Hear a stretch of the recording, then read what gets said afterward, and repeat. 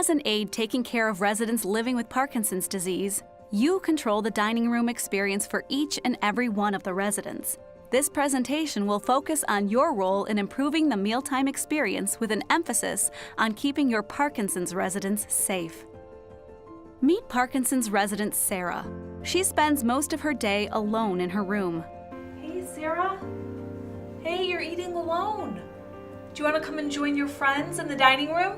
Okay. Okay, great. All right, let's go, okay? Sharing a meal with one or two friends in the dining room can provide her with companionship and a safer alternative. Why? Because choking is a major risk for people living with Parkinson's disease. Unsupervised eating can result in devastating consequences.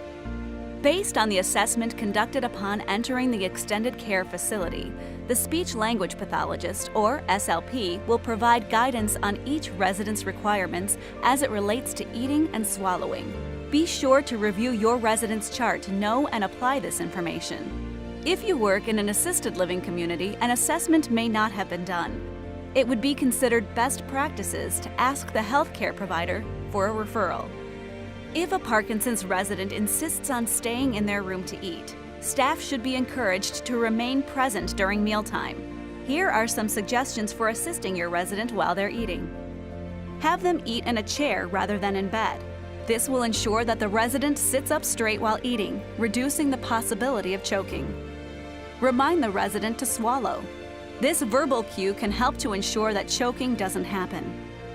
Feed them while maintaining the resident's dignity. Don't stand over them or rush them through a meal. And have proper adaptive equipment available such as scoop plates, weighted silverware, plate guards, or a nosy cup that allows them to drink while keeping their chin down. As the frontline worker, take note if a resident does not like their meals or is not eating enough. Let the kitchen staff or dietary department know if it's just a matter of changing flavors. If a resident wants to mechanically alter their diet, such as change from liquid to solid food, that will require a doctor's order. When eating in the dining room, it can be set up in such a way as to provide a pleasant and calm setting. Brighter lighting in the dining room and light music playing in the background adds to the serenity of the dining room experience. For a resident that requires assistance with eating, a separate restorative dining area is preferred.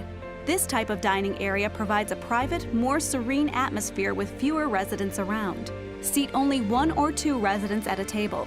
Remain seated with them and engaged by having general conversation in a way that doesn't distract the resident from focusing on swallowing food safely. Be attentive while feeding or assisting a resident during mealtime, even if there is no conversation. Don't talk to other staff during this time unless it relates to the resident's current needs. No medications should be provided while in the dining room unless required at that time. Here are suggestions for helping your resident eat well. Don't rush her to finish her meal. Verbally encourage her to chew food completely and to take small bites. Put the food directly in front of her and give her cues as to what's on the plate. For example, this side is chicken, and in the front are the mashed potatoes. Today, your resident is able to feed herself, but tomorrow may be a different story depending on how her Parkinson's symptoms are presenting themselves. Keep an eye out for any changes you may observe and report those to the doctor or SLP. For a Parkinson's resident, there are certain foods that provide a greater choking hazard or risk of sticking somewhere in the throat. Those foods to avoid include steak, hot dogs, popcorn, peanut butter, and any other food item that is difficult to chew. If a resident insists on eating a food that presents a choking danger, modify the food to reduce the risk. For example, remove the peel on a hot dog and julienne it into slim pieces. Better food choices to reduce the choking risk include filleted fish, ground meat, soups, chocolate which can melt unlike a hard candy or lozenge, applesauce, pudding, Jell-O, and lightly toasted bread with butter or jelly. Believe it or not, water can be a common choking hazard since the fluid is so thin. People living with Parkinson's typically have higher hydration needs, so it's important to encourage drinking fluids.